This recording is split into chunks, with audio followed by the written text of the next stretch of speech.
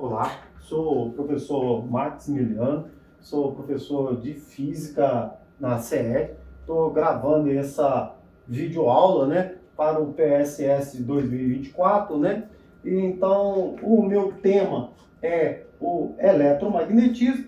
A área do conhecimento, né, que eu vou estar trabalhando é o campo magnético e o meu público-alvo é o terceiro ano do ensino médio, né? Então, eu vou estar trazendo um experimento aqui, né? Para que a gente possa estar compreendendo, trazendo compreensão sobre ele, né? Peço que você preste atenção para que você possa entender esse experimento, né? Então, observe só. Eu tenho aqui ímãs, né? Eu tenho aqui uma bobina, né? E aqui eu tenho dois LEDzinhos, né? Então, observe só. Eu estou aqui fazendo, né? Com que esses dois LEDzinhos, né? Esses dois LEDs estão, o verde e o vermelhinho, né? Uma hora eles estão acendendo, né? Então, vamos lá.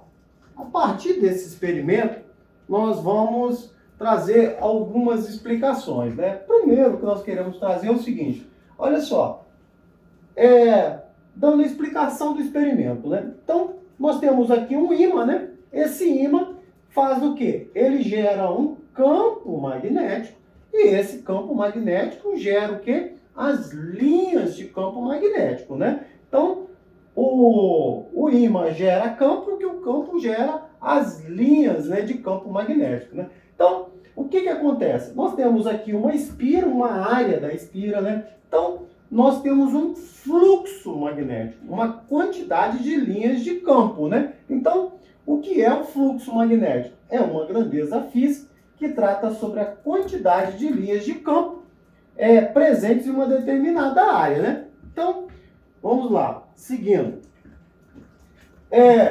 O que nós temos? Nós temos o movimento do ímã, né? O movimento do ímã vai gerar o quê? Esse ímã se movimentando, né? Vai gerar uma variação, né? Na quantidade de linhas de campo que vai passar através da espira, né? Então, o movimento do ímã gera uma variação na quantidade de linhas de campo, né? Tá certo? Seguindo. Então, o que vai acontecer? O que vai ocorrer, né? Então, observe só. O ímã está aqui. Nós estamos aqui variando o ímã aqui dentro da bobina, né? Quando nós variamos, como nós movimentamos esse ímã dentro da espira, nós fazemos o quê? Alteramos o fluxo magnético. E ao alterar o fluxo magnético, o que acontece quando variamos esse fluxo magnético? Nós temos a força eletromotriz induzida. A força eletromotriz induzida, ela vai fazer o quê? Vai fazer com que haja uma diferença, né, de potencial entre as extremidades da bobina. Se há uma diferença de potencial, a diferença de potencial é o que faz com que nós possamos organizar os elétrons para eles se movimentar, né? Então, o que essa força eletromotriz faz? Ela faz com que apareça corrente elétrica, né? Então, a corrente elétrica está aqui. A gente olha a marcaçãozinha da corrente elétrica num experimento virtual, né? Mas, né, nós podemos trazer... aqui está no mundo virtual, né? Mas nós podemos também demonstrar aqui no mundo real. Como assim? Você observa, né? Você está observando, né? Que os LEDs, né? Os LEDs estão acendendo, né? O vermelhinho e o verde, né? E o amarelo, né? Tá certo? Então, você aqui está no mundo virtual, aqui você está no mundo real, né? Agora, o que acontece? Essa explicação não é minha, esse conhecimento não é meu, né? Esse conhecimento nós chamamos de lei de Faraday. Então, o que acontece? Faraday disse o seguinte, com as suas pesquisas, né? Que a variação no fluxo de campo magnético através de materiais condutores induz o surgimento de uma corrente elétrica. Nós acabamos de ver. O fenômeno da indução eletromagnética foi descoberto pelo físico e químico britânico Michael Faraday em 1831.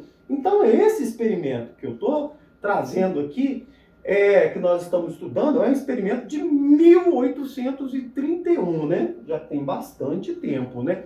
Tá certo. E aí? E aí, o que como que nós podemos usar esse conhecimento ou como que nós usamos esse conhecimento, né? Então, seguindo, vamos lá.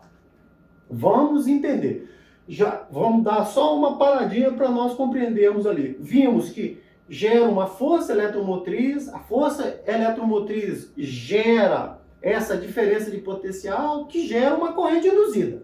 Tudo isso nós vimos ali. Acabamos de ver no experimento.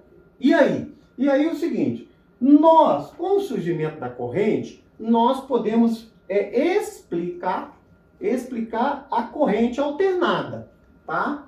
Tá, então vamos explicar a corrente alternada. Observe o seguinte, quando o ímã tem um movimento, vamos imaginar aqui para a direita, você observa o seguinte, as linhas de campo estão aqui, então essas linhas de campo, elas variam, né, conforme essa área. Quando esse ímã está indo, por exemplo, para a direita, você observa aqui no nosso gráfico, no nosso desenho, que tem uma corrente induzida para cima, uma corrente I para cima, tá certo? Então, isso quando o ímã está indo. Você observou também que o ímã volta, né? Então, quando o ímã volta, no nosso gráfico aqui, quando o ímã vem para a esquerda. Quando o ímã vem para a esquerda, há também uma variação do fluxo magnético. Quando há essa variação do fluxo magnético, o que acontece?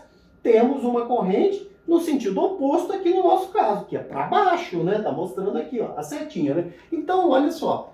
E nessa circunstância, nós explicamos o quê? A corrente alternada, que é uma das formas da corrente elétrica. Então, nós temos, com essa mudança de sentido do ímã, uma hora ele está para a direita, uma hora ele está para a esquerda, nós fazemos com que os elétrons oscilem opostamente, periodicamente. Os elétrons ficam ali oscilando. Quando eles ficam oscilando, uma hora a corrente, no nosso caso aqui, está para cima ou para baixo, né? Então, essa é a criação da corrente alternada, assim que aparece a corrente alternada.